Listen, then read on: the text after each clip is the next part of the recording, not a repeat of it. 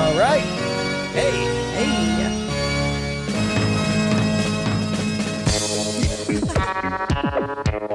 White man overbite.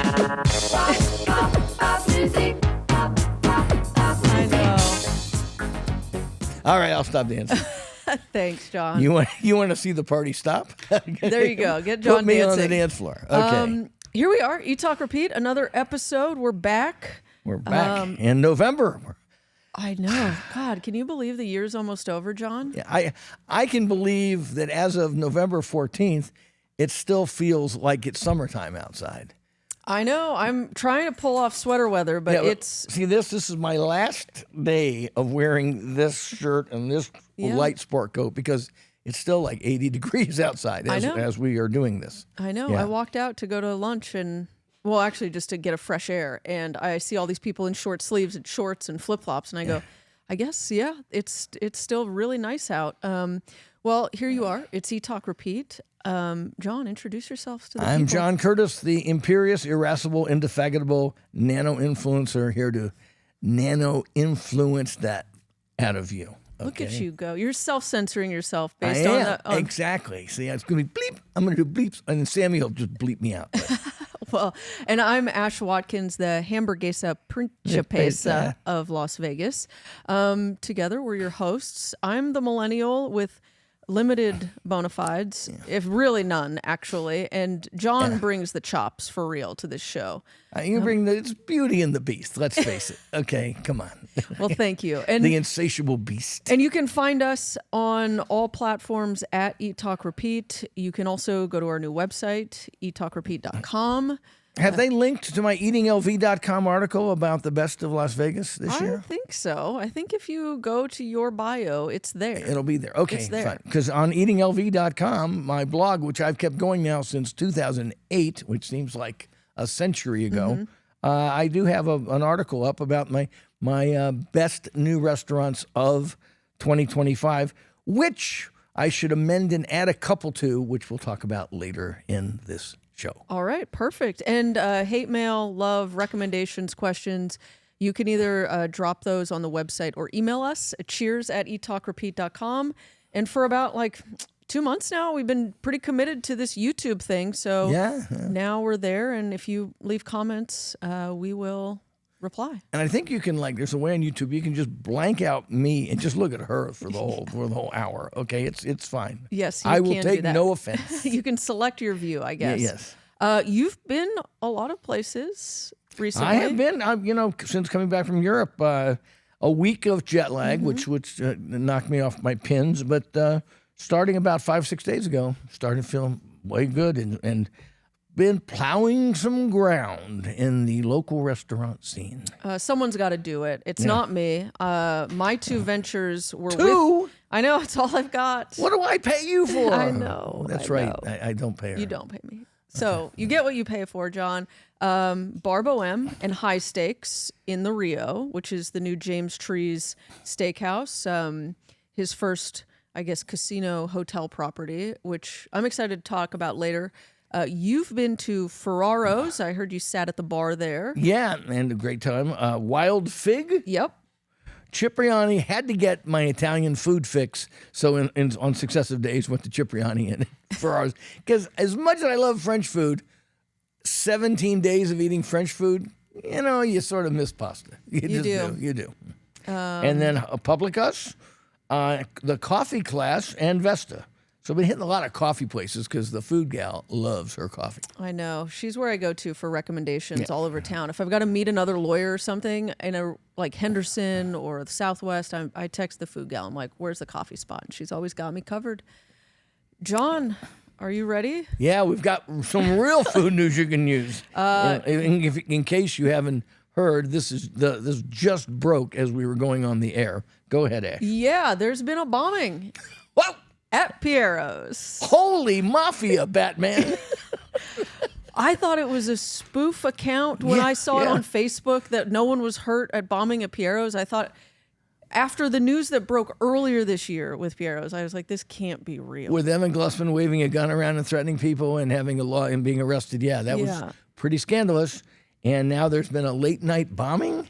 Yeah, per the post I saw from Metro at 2 a.m. Thursday morning, 2 males dressed in all black, one on a scooter, placed an explosive device in front of Piero's, and Metro wasn't notified until like 10 a.m. when the cleaning crew showed up. Yeah, that's what I heard. So it wasn't much of a bomb. But Yeah. it was it was some kind of vandalism. What do you think it was? Who? Well, I've got a scoop. You You've want got a a scoop? scoop? Yeah, I've got a scoop. I think I know who did it. Okay, I don't know if I believe I know you. there's a lot of rumors and speculation out I'm there. sensing a lawsuit coming. But let me tell you, this is hot off my presses, all my confidential red sauce sources have told me that according to the information they have, and mind you, folks, this information you're about to get is worth what you pay for it. Red sauce. The red sauce sources had told me that the culpable party is Vital Vegas' own Scott Robin, because he learned they were changing the chicken parm recipe. Can you prove that it's not true? Yeah. Well, anyway, It let's just probably say, wasn't. I think, well, he's got to at least be a suspect, okay? Because, he monitors that chicken parm stuff very closely. That's like one thing. If you want a chicken parm in this town, go to his feed. That's where I will defer to him at all times. Scott never met one he didn't love. Yeah, that's true. So allegedly, maybe. So, yes, that's just a joke. Yeah. But I know if they changed the recipe, he would be very upset. Top of the list. Yeah. Craziness. I'm Yeah. thankfully no one's hurt. Thankfully, obviously, that it took until 10 a.m. for anyone to notice it. So it obviously didn't make any structural damage or significant It just fire. sounds really stupid to me. Yeah. I mean, you mentioned off air low rent. low rent. Yeah, low rent. I mean, come on. I mean, this is low rent vandalism inspired by what? I mean, who has any? I mean, of course, there's only one person that comes to mind who really does have a beef against Piero's restaurant. Yeah. And he's already been charged with other things, and that's in the legal Yeah. system. I don't want to even opine on that. So I'm sure the questioning will be, the cops will be showing up at his house, no doubt. But who knows what's behind it? It could be just some random act of just a bunch of kids doing stupid shit. Yeah, scooter who violence. knows? Do you think the food got better? Is going to get better post bombing? That's the only thing I'm interested in. I mean, it's. Well, I hate to say this. Have they reopened with the new owner and all that? I mean, Yeah, I think they're open. They're open, I don't but know if they ever really closed. they made this big announcement, and Freddie Glossman was turning it over to the Seagulls. to the Seagulls, and it's still been operating. But I don't know if there's been any sea change in what they're doing there. So who the heck knows? I'm not going to speculate, other than throwing our friend Scott under the bus. Are you going to go check it out? Go. Well, I guess I should go back. I mean, I love Pat Ross there, who's the GM, who's been GM. I don't know if she's still there. And I always thought the Siegel move, probably a good move for the restaurant. I'm not going to get involved with the family politics anymore. Who knows what's going on there? Yeah, But- Seagulls are behind Bagel Mania, yeah. which is Well, they just have real money, yeah. and they could, with their money and their local connections, could be a strong force for good in resuscitating a great old-fashioned Vegas brand. So that's what I'm hoping for. Piero's needs the Golden Steers marketing team Yeah, it does. Well, it certainly needs and quality upgrades. It needs to upgrade the way they did at the Steer, and then it needs to push out this incredible history they have behind it, because its history, maybe not quite as, it's about 30 years younger than the Golden Steer, 27 years younger than the Golden Steer, but it is steeped in the history of Old Vegas, the mob, all that Benny stuff. Binion, Benny like, there's some Binion. I stories. mean, Tony Spilatro. Yep. I mean, they were all there. I mean, not just that, but the celebs from Mike Tyson to Dean Martin, they all used to hang out there. And if they can figure out a way to upgrade a la the Golden Steer and parlay their history into something that sort of, you've got to go to this place too, it could be another Golden Steer. Yeah, it just depends on how savvy the marketing is. It's always up to marketing. Yeah, it is. On to some other more positive news. Yeah. Burgers and Beaujolais. Our buddies here in the Arts District, Garagiste, they're hosting their annual Beaujolais Nouveau release party. Have you ever gone?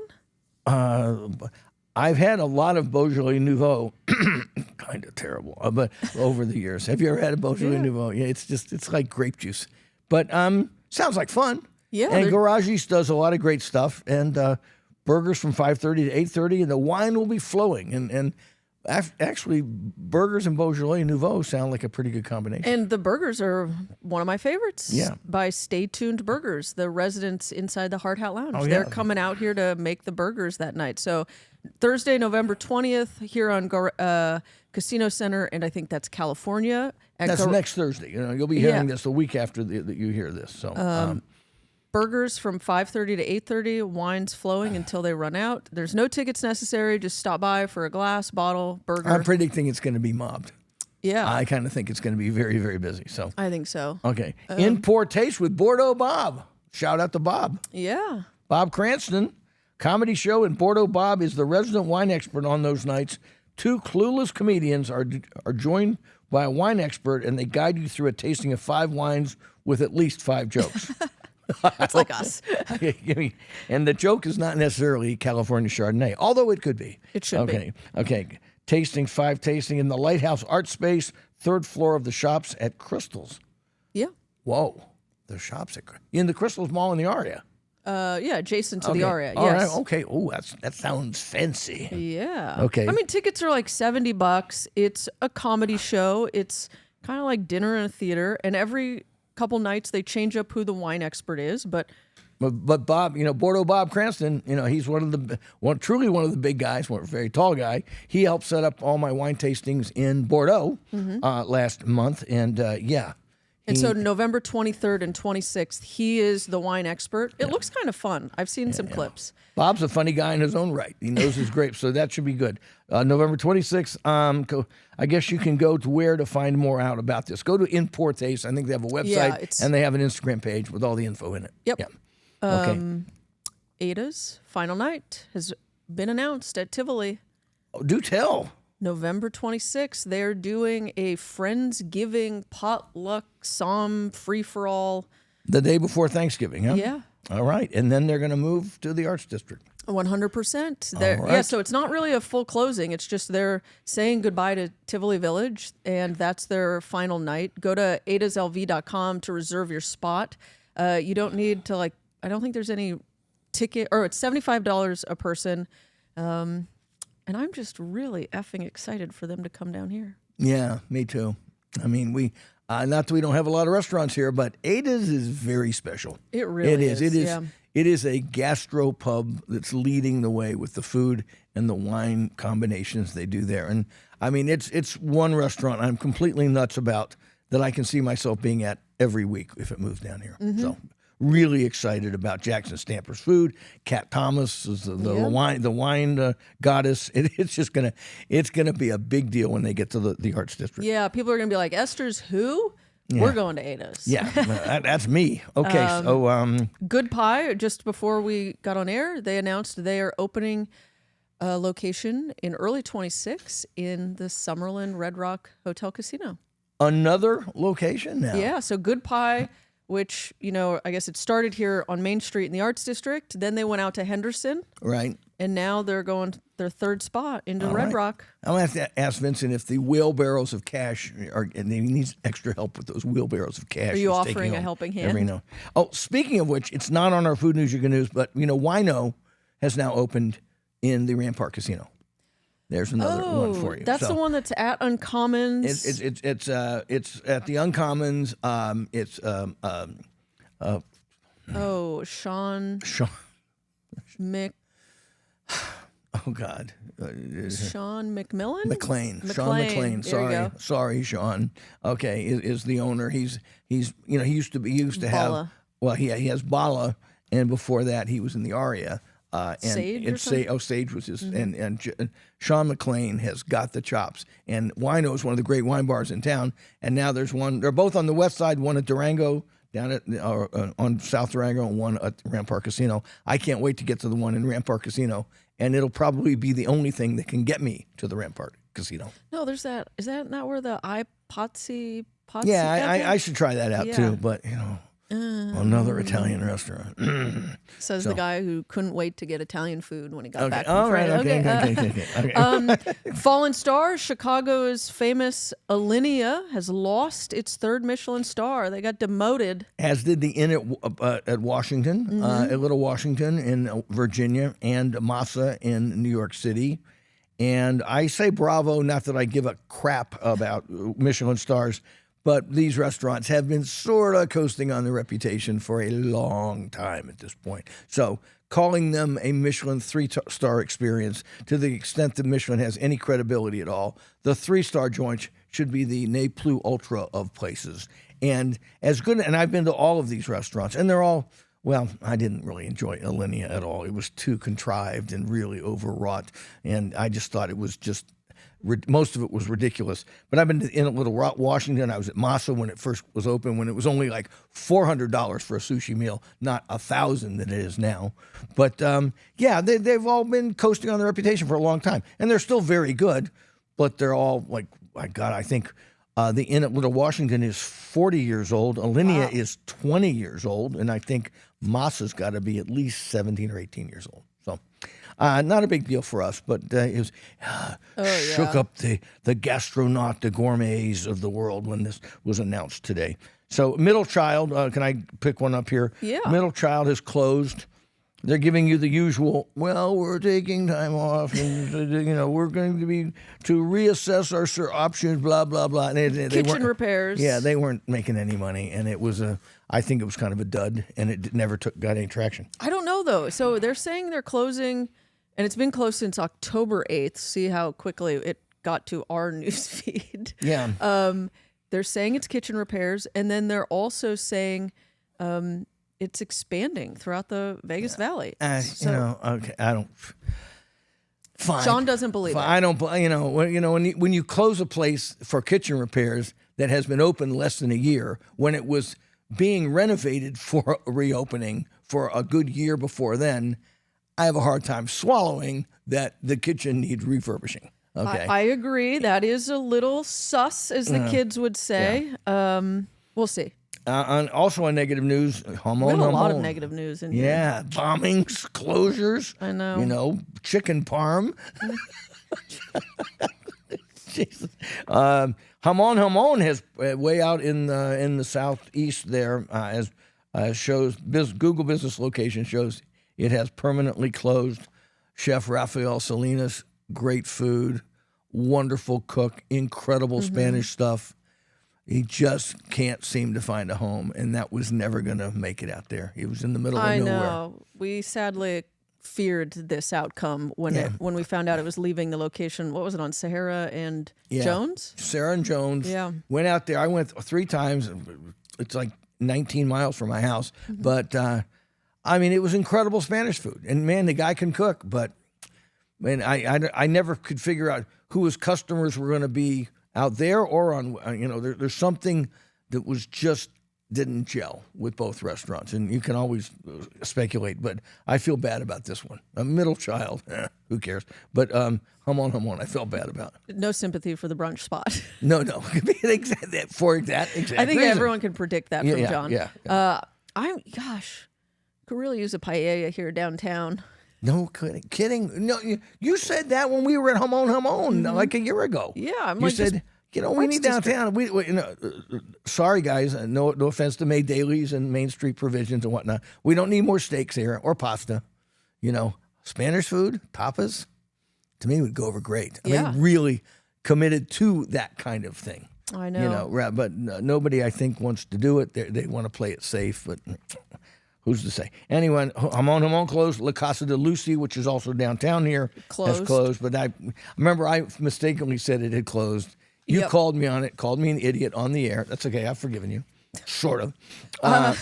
But it was just a matter of time with them. Sadly, yes. I always sympathize with, as a small business owner, I sympathize with small business owners trying to make it. I think a lot of these restaurateurs, they just don't, I guess, the environment for opening a restaurant anymore is good food isn't enough. You've got to have marketing. You've got to have something different. You have to have a strong, well thought out social media plan. Yeah. And an aggressive one that's well thought out and put forward. You just can't say, well, I'm going to have a Facebook page and an Instagram page, and gee, have you tried our new tacos? That ain't going to work. It's got to be way better than that. And but I feel there's a lot of these places are good at cooking, but they're not good at a lot of the other things. I know. We kind of said there's going to be a wave of this. There was a lot of openings, so we're expecting some closures. On that note, let me skip ahead. Beautiful Stranger in the Gateway District. I guess that's the space they're calling between the Arts District and the end of the Strip is called the Gateway District. And this is the location that we got confused with La Casa de Lucy. DJ Flores of Milpa Mexican Cafe and Nocturno Cocktail Bar apparently is working on a concept called Beautiful Stranger in that Taco Rico lot there. Right on the corner right there. And it's very interesting. I know. That DJ may bring his upscale tacos to a kind of a downscale corner. But if anybody can do it, I think he can. Yeah, so out with one taco joint, in with potentially another. We'll take it. The next one's just going to depress me. Which one? Right underneath it. Oh, no. I'm going back up to the fine. Durango Social Club by French Laundry alum. Dan Cromer of Other Mama. Yeah. He opened that place, Chamana, but didn't last. It never took off. You know why? Because it served brunch. See, this is the whole point. Brunch. I'm telling you, brunch is a death knell. I mean, You're the brunch reaper. You're just go around into places and just. God. Durango Social Club is what Dan is the concept that has taken over that location on the corner there where Chamana was, and he's doing a pop-up with Tyler Vorse, who was trained at one of the last places he's at was the French Laundry, and he's trying to bring his restaurant Lily to Las Vegas, and so he's going to be sampling that for the first time. And using the Chamana space as a sort of a pop-up space. And it begins November 22nd, so next week. And right before Thanksgiving. It runs through December 28th. It's a 7-course tasting menu, $125 a person. Looks nice, if I must say so. Well, but John hates tasting menus, and he's going to say... I hate brunch more than I hate tasting menus. Okay, we need a hierarchy of John's hates. Brunches at the top. No. Bottomless mimosas. Cargo shorts are at the top. Cargo shorts at the top. Brunch below that. Yeah, brunch is right. Then is it tasting menus? Yeah, I don't like tasting menus, but I mean, I can defend them. But let's try to accentuate the positive for a while. I mean, there's a lot of negativity flowing through this pod. Well, right I can now. say Chef Tyler, I know, has cooked for Sam before, and Sam had nothing but great things to say about it. So I'm excited to hear. I think Sam will go. You might even go check it out. So we will report back if anyone goes. Yeah, my trouble is I just can't. Look, here I go again. Okay. Be kind, John. Okay, no. Be happy. I'm a big fan of Dan Cromer. Don't know Tyler Vorse, but this sounds good. And this is what Las Vegas needs more of. These kind of dynamic young chefs trying things out. So give it a go. Okay, I don't know. Check it out. Okay, the Durango Social Club. Okay. Okay. New restaurant, coffee, brewery. That's just what downtown needs. Yep. More brew pubs. God. He's not angry at you. He's just disappointed. I mean, it wasn't enough. I mean, Jesus. Okay. So I aggregate a lot of our stuff through this site, What Now? And their Vegas reporter said Wonder Fine Liquids is trying to open there on 1309 South Commerce, which is right next to Mi Barrio. Right. It's currently Nightmare Toys, whatever that is. I don't even want to know. And just down the street, there's another beer joint. Remember? Always. They're everywhere. How much freaking beer can people drink? Endless. It's the guy behind Abel Baker Brewing. Yeah. So well, okay. We shall see. It says they're trying to open a restaurant, so there's probably going to be food, but it's probably going to be heavy on the beer. Okay, and then coffee on coffee on coffee. The coffee class. Now, the food gal loves the coffee at the coffee class, but my pet peeve of the week will involve the coffee class but not the coffee at the coffee class when we get to it in a few minutes. Okay. Okay. All right. But So I don't know what location you guys go to. way out west Sahara. Okay. Yeah. Well, they are opening a 3-floor flagship store in January in Henderson's Water District. Jeez. Open for, wait for it, weekend brunch. Okay, so the rooftop is going to be weekend brunch special events. God. The second floor is a new whiskey bar concept that apparently is not going to open until March of 2026. And on the ground floor, get it? The ground floor. Oh, yeah. Get it? Wow, finally. Sharp as a bowling ball, I am. Is the coffee class. All right. Well, coffee class. My locally owned people, they have very good coffee, according to the food. My coffee junkie wife, and so interesting. They're sort of spreading their wings, and that Henderson Water District seems to be picking coming up. back. Yeah. And then last but not least, John, I know you were so excited. I'm edging my seat on this one. He was waking up every day checking Instagram for updates on this. Hogs and Heifers has found its home. Thank God. So apparently they've bought a piece of property here downtown on Main Street and expected to open summer 2026. 307, 319 South Main Street. Yeah, it used to be the old Lincoln Hotel property. Okay, I'll have to It's, I think, an empty lot right now, next to the Bridger Hotel or something. Well, there's nothing that gets me more excited than There's also country music, women dancing on bars, and brunch. Yeah, there's nothing over there is what I'm worried about for them. But Godspeed. Happy to hear that they've landed. Okay, wow, that's a lot of food news we can use to use right there. That's a big bite. And okay? also, if you guys have news, tips, info, DM us. Yeah. At Ash the Attorney. Let me know. I'd love to put it on the list. Let's take a break and then get to where we've been eating. Thank you. And then listener comments, some of which are funny. Okay. I'm the best. Personal injury law has been the same for a long time. The best. Big egos, greed, and sleazy schemes. We've had enough.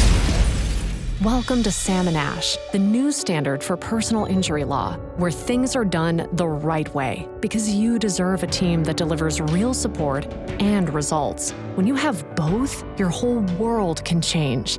Sam and Ash Injury Law, because you deserve what's right. And we're back. Oh, you caught me with my pants down. Well, not really, but I heard you were getting recommendations from people for other songs for us to use. yeah, my buddy Tom. Shout out to my buddy Tom and his wife Donna. He thinks we should use "Green Onions" by Booker T and the MG. And I think so too, but we'd probably have to pay a big royalty to use it, Eventually, I mean, right now, no, we could switch and do it. Yeah. But eventually, if this show starts making money and we start getting ads, then Yeah. we'd have to get rid of all the fun music. Yeah, well, who knows? But the Green Onions, just an instrumental, but it is a great. But we could do Red Wine every time we do a wine. With by Cheeseburger in Paradise. Cheeseburger in Paradise. We're gonna Mambo Italiano by Rosemary Clooney. Mambo Italiano, go Joe. We could do Edith I don't Piaf. think we have to pay royalties if you sing it. Good. Yeah. I'll just pretend I'm in the shower. Okay. All right. All right. Recent ventures. Well, you go first since I've got more to say than you do. Well, went to Barbo with you. Oh, that's right. We have two places together, so we can tag team this. Okay. And Barbo M. Let's talk about Barbo M, but in diplomatic terms. yeah, I love that it's great weather, so we sat outside, which And it was really jamming. nice. And It was really busy. Yes. Yeah, Saturday night pretty early, and it was packed. And you know what? I noticed that I think the cooler weather is bringing out better dressed individuals. You said that at our table, and I looked around the room, and I would say the room was very dressed up. It was a Saturday night, just a week ago, but yeah, there were young couples, old couples, even the youngsters seemed like people were sort of, trying to look their best. Yeah. Yeah. Didn't see a T-shirt in sight. had the burger, shared it with the food gal, au poivre sauce for the fries, and you know what? Fries are killer. Fries are phenomenal. So yeah, because they do beef tallow and very good. And then we ordered 2 other things. It did not hit, and no slap, yeah, no cap. no, it did not slap. No cap. It was probably unfair to order the cassoulet literally 4 days after I got back from France, where I went to the origin places of cassoulet and ate it like 5 different. Yeah, that's cheating. Well, but if you want to know what something's supposed to taste like, you have to go where it started. And I've been doing that now for 40 years. And the cassoulet just didn't. It was just terrible. I mean, I'm just going to leave it at that. And I'm going to. I've talked to some of the people at the restaurant about it. It just wasn't. It was an Americanized. They just had a little bit of bean mush, and then duck confit, rubbery duck, and a sausage slathered on top. And the meat itself, except for the rubbery duck, was pretty decent. But it was, cassoulet is a bean stew. And I mentioned this to the chef. He said, yeah, but when we serve a lot of beans, they all come back uneaten. But it's kind of a bean stew that has, meat in it. It's not just a bunch of meat on top of some beans, mushy, pale beans. Okay, and you've said it's hard. You've tried making cassoulet, and it's real hard to get it right. Yeah, because the beans you have to soak the beans. It's a multi-step process, and it's like a lot of food that people think it's easy, like Caesar salads, caprese salads, sushi. There's all kinds of things people think. Pizza, they go, oh, that's easy. Just bread baked with. Getting it right, as you know, you've made pizzas. Great sushi versus me. You just know it when you see, and then when they don't get it right because they don't take the time to layer the flavors properly. And a cassoulet needs to be these very tender but very flavorful beans infused with duck fat and pork fat, and then they have Toulouse sausages on them and duck confit, and there's just all these meat aromas coming off the beans, and the beans themselves have this integrity that instead of just being, oh, they're beans, push them aside, they're to be glorified in their own right, and what they're doing at Barbara Wham is not even close. So, and to be a bit even more critical. And forget that I just got back from France. We're sitting there, and I mentioned to you, yeah, this isn't even close to real cassoulet. It takes you about 15 seconds, and you look it up on the internet and go, oh, yeah, and you show me, like you can do on the internet. Here's a dozen pictures of what cassoulet is supposed to look like. Yeah. And so it's not a secret.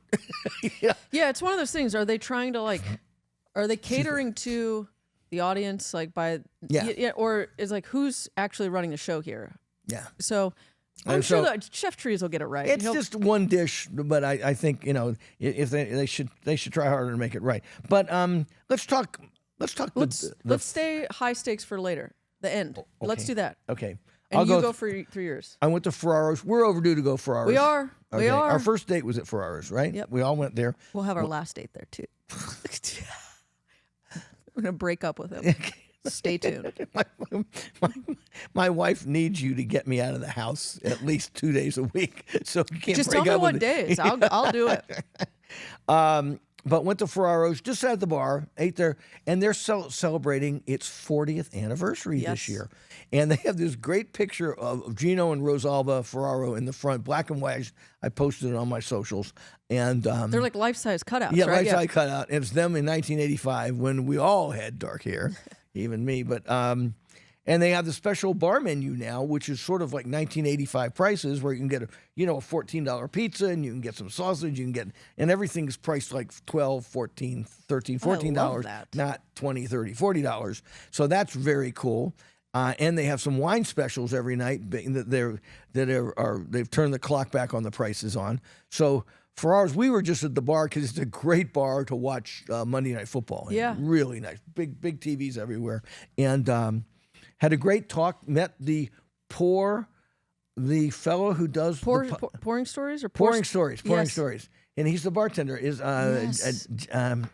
Giamborelli, Mike Giamborelli, I think. Yeah, I think. And had a great time talking with him. The food was fantastic. We had an incredible vitello tonato. I think they only charged like $15 for it. It was great. And can't wait to get back to Ferraro's. And just a little taste like that reminded me of how much I missed the place because it is the OG of great Italian restaurants in this town. Yeah, it's Pouring Stories podcast, and it's Jambroni. And I think his first name is maybe Mike, but I'm not sure. But He goes said, by "Call me Jambroni." That's Yeah. what he said. Yeah, and nice guy. And he said, "Let's talk about mixing our pods up and doing it." Yeah, I'd love to have him on. Yeah, I've seen some of the clips from his episodes, and they're really fun. I like what he's doing there. It's a beautiful setup. Tucker from Esther's Kitchen was on, and they've got fun stories. He does a lot of bar stories Yeah. and bartenders and people who work in bars, and boy, do they have stories, right? So that's Ferraro's. Also, drop by Wild Fig was up on the west side, and I like how you say dropped by. Yeah. Like, I have to work to get to Wild we Fig. were running errands up in the Northwest, and the food guy says, I'm hungry. And I said, well, Wild Fig is only a mile away. And we went there, had a pastrami, incredible pastrami, and a brisket sandwich, and they do those as well as anybody in town. Love you, Wild Fig. And by the way, I've never met the owner of Wild Fig. He doesn't know who I am from Adam, and I'll meet him someday. But we've been plugging him nonstop, and really like the place just because Likewise. they are so good. Veteran owned, I think. Too. Veteran owned, yeah. Yes. He has some things. Went back to Cipriani, as I told you. Had to get some pasta in me after like 2.5 weeks What's of the French thing food. that you miss the most at Cipriani? Like when you're sitting in your little onesie PJs after you've returned from France, going The flap up or down? I'm probably down for efficiency's sake. What are you going? Like I can't wait to go to Cipriani for. Oh, well, I love their Vitello Tonato. Okay. I love that veal and tuna sauce Yeah. a lot, and I love their rigatoni. They're big. It's like elephant rigatoni a la Genovese, which is this kind of melted veal stock and butter. That it just looks almost just like almost like thick chicken stock on it, which is one of the best things they have there. And I just like all the pastas. The butter and sage tortellini. I love the calf's liver. I mean, I miss a lot of the food there, and and that giant pounded veal chop that they do, which is really good. So so I do crave Cipriani food, and I will debate anybody who says it's not that good. For a chain restaurant, it's a very good Italian restaurant. I wouldn't go there all the time if it wasn't. Then went to Publicus, do our usual Sunday thing at Publicus, and I always forget. Chemo deserves some kind of Nobel Prize for being a success in that end of town with Publicus. I mean, the coffee is fantastic. The drinks, they do their own squeezed juices. They do all their own baking on premises. The service is great. The kids there are great. I mean, they're baking their own bread. I mean, it's just this phenomenal little cafe restaurant in the worst location in Las Vegas. Yep. The only way it could be any worse, it was located next to a crack den, in North Las Vegas. I thought it was. Well, there probably isn't one too far away. But boy, they do the business. We get there Sunday mornings early, always. And by 8 o'clock, there's always, 20 people lined up for the food. It's just so a wonderful little cafe. And I think Chemo likes it that way. I mean, he could expand. I'm sure he's thought about moving, but he makes good money, has a loyal following, so can't recommend Publicus highly enough. Then went to Vesta because another thing I craved over there was when I was in France was the breakfast sandwich, because they don't really do breakfast sandwiches in France. The bodega special. Yeah, the bodega sandwich with the little sriracha and the egg and the bacon. France, breakfast is good for thinking about lunch. I mean, it's a cappuccino and a croissant, and that's about it. So Miss Vesta had that. Also had this thing called the Cruffin. Is it Cruffin? It's sort of a folded over, custard filled, half cronut, half Cruffin. It is incredible. One of the best pastries I think they do. Check you out. Yeah. So they do between Publicus and Vesta. I get a nice pastry fix downtown. Tried to go to 1228 Main. I don't know what's going on there. Oh, I went over there. Yeah, I went there. But we walk in. It's open. There's nobody standing in the counter. We're standing there. I mean, I don't know what the services problems are there, but at this point, I don't care. But half the time we walk in, look around, there's nobody there. Yeah. It's like they've opened the door, but they're not ready to actually, take your money and feed you food, which is the whole point of running a restaurant. So we've kind of given up on 1228 for the time being. They need what do they need? They need like a doorbell. So when you open the door. And I went there for lunch though, and it was actually very good. Well, I have never faulted the food, but the service has been a work in progress since day one. And that's pretty hard. So now we'll talk about high stakes. Go ahead. I've never been to the Rio, admittedly. Yeah, it's funny. You should have seen her walking through. Like, it was like, whoa. where It's like am I? Alice in Wonderland. She Yeah. was looking around like, whoa, look at these large things on the walls. I've never been in this kind of Well, the place slot before. machines have outgrown the ceiling heights of the old school casinos. Oh, they have. They're like 7 feet tall. Yeah, 8 no, I feet mean tall. the top of these slot machines are right at the roof or the ceiling, and so it's kind of funny.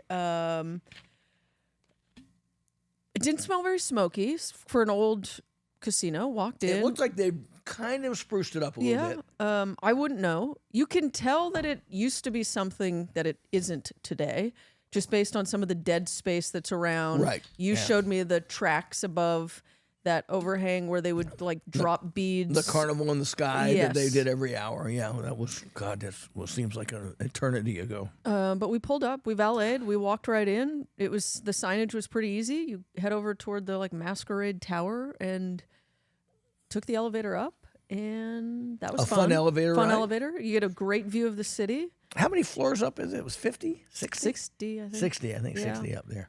And It's a lot of fun. You rise up, and I put this on Instagram and on Twitter, watching Ash and my wife go, whoa, look at this. I think you say, you can see Manzu from here. I'm like, I see you. Very fun. I liked it. Neither of us had a reservation. Yeah. We showed up and we thought the other person was doing it. I said, hey, homie don't need no reservation. Yeah. So they took care of us, and beautiful build out. Yeah. I don't know was what there. it looked like before, but I thought the build out was going to be cheesy or half baked or a little threadbare, or I don't know what I thought, but I think they've done a really nice job with the build out. the bar area looks very small. Yeah, like 6 seats at the bar. Yeah, it's a tiny bar. But they have Jerry Misko stuff on Mm-hmm. all these kind of modernist paintings that Jerry Misko is known for. A local artist, great guy. And it's kind of you're wrapping the window wraps around the strip, so it has the best view of any restaurant in Las Mm-hmm. Vegas. And floor to ceiling windows and really nice linens on the table, comfortable chairs, nice all the flatware and the dishware is super nice, and the service was good. Very good. Very Old school, attentive. kind of old school. You could tell they're old school Union House. Mm-hmm. You can tell that they are, but really nice. Yeah, they said a couple of them were from Voodoo that hung over. And Yeah, one stayed guy up. said he'd been there since the beginning, like 1999 or something like that. Yeah. Yeah. So let's get to the food. I loved it. Okay, let's do what we ordered. Crab cake, That's crab cake like an autumn salad. I forget what it was called. with some kind of squash with It had a- endive on top of it. Yeah. And we did I got the lobster bisque, which was a pleasant surprise. the pastrami bacon. The pastrami bacon was sent out by the kitchen. We usually we ordered like 6 things and they sent out another 6 things. So And the complimentary bread came out with its standard butter and this mustard butter, which Well, and that's what started Yeah. the bacon getting sent out, because I was telling Chef, I go, this is incredible. I've never even had a mustard butter like this. It's kind of unique. He said, you've got to order the pastrami bacon and then make a little Make a sandwich. Sammy. Oh, Yeah. my gosh. and It's my stupid. wife is saying, have some. I'm going, we've got like 15 other dishes. And she said, now eat this big heavy sandwich. But, Yep. So I took your word for the sandwich. It being was very good. Yeah, yeah. And then we did the New York strip for our steak. Yeah. We did, what was it, the bite? Elk. We did elk Stag party. Elk, yeah. and a cheeseburger. Cheeseburger in paradise. Yeah. And then the kitchen sent out 2 pastas. That rigatoni, that black seafood. Nero? Yeah, the Yeah. Nero, rigatoni Nero with kind of a melange of cooked seafood, including crab meat and fish, kind of folded into it with a real kick of pepperoncini. Yeah, It's was the Nuya. Oh, that's right. Yeah. That's right. It wasn't Barbadini. at me. He said, "Look, you got it. Yes, it's that spicy sauce. You just kind of fold it Yeah. in, but didn't overpower the seafood, but gives you that snap at the end." Yeah. And I was blown away by both pastas. But it's a James Trees restaurant. You expect the pastas to be great, and they were. And the elk was undercooked, but I liked it. It was very good. I mean, and the sirloin steak was great, and the sauces were on point. The crab cake. Oh, and they give you different salts. They bring out their salt blends for you to kind Yeah, of like there's a rosemary herbal kind of thing they want you to put on the game because they also do bison and deer and elk. And elk is very lean, and if you close your eyes, it's very mild. I mean, if you get a tender piece and close your eyes, you could be eating a very kind of bland filet mignon almost. I mean, it doesn't. Deer can have some musty gaminess to it, but elk sometimes can be extremely mild. You reminded me, I forgot. What? The wild game tartare. Which was one of the biggest hits in the apps because it comes out like a steak tartare, but they use all the scraps from all these cuttings from bison and elk and deer, and they add it with beef. And it was a killer steak tartare. Very interesting. And I think it's one of those unique dishes where I don't know if I've ever seen it anywhere else. And if you already love steak tartare, it's not a far stretch to try this. And it gives you different dimensions, different notes in it that were really, really exciting. Kind of on the rich, palate. actually richer and more, more interesting, more intriguing than just a regular steak tartare. So we're eating all this. And I'd gotten some reports from people that said, well, some things are good, some things aren't good. I'm eating bite after bite. Now, admittedly, they knew who we were. I mean, we paid, but they knew who we were. So, and the chefs were all taking extra care. But I didn't sense a false note in any of the bites we took. I really didn't. I thought everything came through. I mean, the crab cakes were these smaller crab cakes, but they're Dungeness and blue crab kind of mixed and deep fried, but then they're with this spicy corn pudding underneath them that obviously shows somebody's thinking about, how do you accent a crab cake without using mayonnaise or, a sauce gribiche or something like that. And it really worked very well. The potatoes on the side. Yeah, remember the scalloped potatoes were incredible. He was saying they do them in a chicken stock or something. So they steam and they make this really rich flavor. Yeah, and it kind of bubbles down and then steams up through it, and with a nice cheese cap on the top. I mean, and then of course the French fries were always fantastic. Mac and cheese has some broccoli in it, and that was interesting.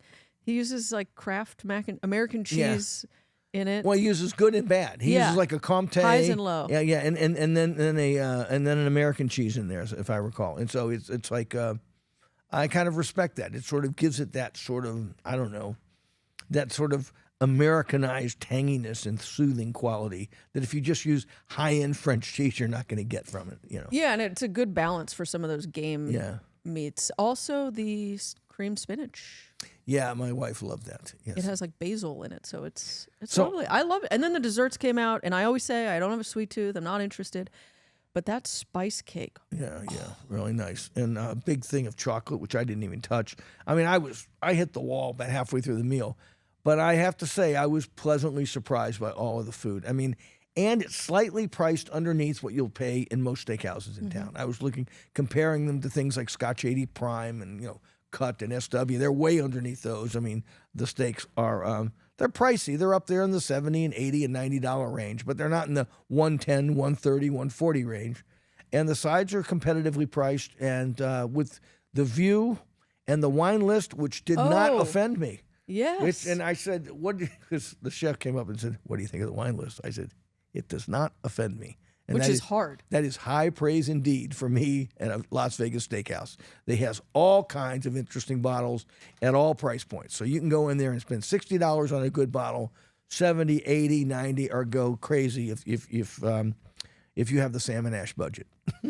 The Sam budget. Or the Sam and Ash credit card. Okay, The Sam credit card. They said they have Sam's sine qua non. Waiting for him. So, on the whole, big thumbs up. I want to go back again. I don't know if it's going to get me into the Rio, but I think for a new steakhouse in an old place that's going to make a mark, I think High Stakes is going to do it. Yeah, I was kind of thinking of who should go there. I think young people looking for like a date night. Oh, my God, it would be the best. It's because it's not going to absolutely kill your budget like a strip house, steakhouse will. You can get in. You can get a bottle of wine for a reasonable price. I think it's a really great first date spot for younger couples, a little more budget conscious. You're going to get exquisite food. I also think locals should truly give it a shot. Yeah. It's easy to get to. I mean, we valeted, and then I think you have a side parking Well, deal. there's a public parking lot that you can park on like the third floor of and just walk right into that level, that upper level. Where you get on the elevator. Where you get on the elevator. So I'm an old Rio hand. I mean, I used to live there back in the day, back in the 90s and even the early aughts. I was there all the time with the Rio Wine Cellar, Napa, the great restaurants they had there. But they had fallen into such disrepair that locals like me that loved it, 20 years ago, just kind of wrote it off. So I'm hoping this is a resurgence, going to continue with other things too. Free parking. Just go. Free Check parking, it out. yeah. And the valet's free too. Yeah. It's the old school. Valet free, just give them a good tip. Yeah. Yeah, So high stakes, baby. I'm excited to go back. Eating in the clouds in Las Vegas. So that's kind of it for our recent ventures. Can we get the pet peeves of the week? Yeah, go. Fire away. You seem eager. All right. No, well, I'm not. I've bagged on brunch. I've bagged on, what else did I hate? Tasting menus. My pet peeve of the week is restaurants in need of adult supervision. Now, I know we've heard this before, but we were at the coffee class the other day, and we walk in because it was super early on a weekend, and there were like 6 people working behind the counter. There are literally 3 people seated, all having their coffee. It's like 7:30 in the morning. We order a coffee, a cappuccino, and a pastry, and we sit down, and we waited 20 minutes with nobody in the restaurant to bring us a black coffee that should have been made, a cappuccino that takes a minute or 2 to make, and a pastry that's already right there. And I'm looking at these people, and the food gal, who sometimes gets more impatient than I am, because she just wants her black coffee. Yeah. Right? And She's like, I order black That's why I coffee. get black coffee. Pour it in a cup and hand it to me, right? She's like, it's been 15 minutes. And they're all moving around. And I'm going, where is the frickin' adult supervision? I mean, so many of these places, and I know why they don't do it, because the owner doesn't want to pay for it. Okay, they either don't want to do it themselves, or they don't want to pay for it, or whatever, or they take some jamoke, some 19-year-old and say, you're the manager on shift today, right? But what they need is not a 20-year-old, idiot. They need like a 27-year-old or a 30-year-old or a 40-year-old to go, you clean that up, you get here, take care of that. Stand there. Man, what can I get for you? Let's clean this. Hey, get those tables clean. Blah, blah. You need this in these restaurants, and they don't have it. And the lower-end restaurants like coffee places don't want to pay for it. But when you wait 20 minutes for a coffee and a pastry in an empty coffee shop, it's painful. Adult supervision, the lack thereof, is my pet peeve of the week. So what's yours? I don't know if I have one. Oh, I'll give the food gals by proxy. When we were at High Stakes, she was upset about the lighting. They have those pin lights. Oh. And her seat was directly under one of the pin lights, where John and I are loving the lighting. We're like, oh, this is great. We're loving it. Look at the great pictures I'm getting. Yeah, we don't have it above us, and poor food gal was kind of like dodging it all night. And I think it goes back to one of our things where restaurant owners, managers, you got to sit in each seat and see is this seat getting hit with air conditioning too much? Is this seat getting too much lighting from a light? And it's sometimes a quick fix of just moving the table over a few inches. Right. So, yeah, that's mine. And I didn't even mind the music. Once the place filled up at High Stakes, the music kind of got tamped down by all the conversations. I like that too. So good point. Good point all around. Website comments. Mark A. I will be in Vegas soon and wondering where the best place to get a burger and martini in the Arts District is, preferably at the same place. Regular listener of your pod from Phoenix. We Vegas often, so it is a fun and relevant listen. Well, Mark, thanks for tuning in. We appreciate you. My recommendations, and in no particular order, it's a little outside of the Arts District. It's technically that gateway district. May Dailies. Right. Sit at the bar with Tommy, get your martini, get their burger. Main And Street, tell them Ash sent you. please. Another option, Main Street Provisions. Very good burger, very good drinks. And third, Bar Bohème. Barbara, and to that I would add Jive Turkey. It's not in the Arts District. And I don't know if they do. They do martinis. Yeah, bar. I guess so. Yeah. Okay. If you want more of a divey bar kind of thing, Yeah. go to Jive Turkey. But yes, May Dailies, Main Street Provisions, Bar Bohème, all different styles. I love those recommendations. Thanks for listening, Mark A. YouTube comments from Balbom. Before my tip to Mark, look at their menus, look at their socials for what their burger is, and make sure it aligns with the type of burger you want. If you don't like smash burgers, Jive Turkey isn't it. If you don't want lettuce and tomato and onion on your burger, May Dailies probably isn't it. So check them out, find which one matches, and you will get a great martini and great burger. Couldn't agree more. Okay. So now YouTube comments, Balbom, one of our 14 watchers on YouTube. That's great. I have some of these lists on my phone. They're hard to make. You guys did an awesome job. A few comments. Breakfast, great shout out for Daily Bread. Bouchon needs to be mentioned. I love Bouchon, but it's a pain in the ass to get to. And they didn't need to be mentioned. It didn't need to be mentioned. No, everyone knows. It's been there forever. Power Lunch, Peter Luger, of course. Steak, he's the number one burger lover he's the number one Luger burger lover in America. Wow. No, I think my wife is, Yeah. actually. Okay. But close. And he loves May Dailies. Italian Osteria Fiorella at Red Rock. I couldn't agree more, Balbom. Pizza, he's an East Coast guy, so he thinks nothing out here is great. I beg to differ, but yeah, I understand your provincialism. I'll go for it. Barbecue, Big B's for brisket and sausage is underrated. Need to get back to Big B's. I've never disliked it, but I've only been a couple times, and it's been several years, so I have to try them again. Are they the ones that just opened a big location? On West Sahara, and I need to get there in the worst way. Barbecue, no, that's Eat at the Bar, Bavette's, Carbone, Cut. Yes, couldn't agree more. You agree on Carbone? Well, Carbone, I used to eat at the bar. When they opened, I went there 4 or 5 times. If you can get a seat at the bar, but it's kind of like getting a seat at Golden Steer Bar. Sure, if you can get a seat there, but good luck getting one because you walk in and they go, I'm sorry. And you go, well, can I have a seat at the bar? No, because, we've got 14 people eating there and 22 people drinking there. So good luck. At the other place you mentioned, Bavette's, you can walk in and get a seat. Cut, you can walk in and get a seat. Seafood, you crush it. Even mentioned Water Grill, which is very underrated. Yes, Water Grill is great. You guys had animal, sort of your miscellaneous. I would add Son of Japan and Hiro Yoshi for nigiri, and Sen for their cooked dishes. This guy knows his fish. And then Ash says you were spot on. Bouchon probably did deserve a nod, but yeah, we already handled that. Okay, so that's Balbom. Thank you, Balbom. Always That's great it. to be agreed with. And that's about it. That's it. We've got my- a show. Aren't you tuckered? I'm tuckered. I'm out. I'm hungry now. I didn't even break a sweat today. All right, well, We kept you at a consistently grumpy tone. Yeah, There yeah. wasn't as many spikes. well, then we got into the cassoulet thing. And, folks, remember, life is a cassoulet, old chum. And with that, I'm signing off. Good night, and bon appetit, mes amis.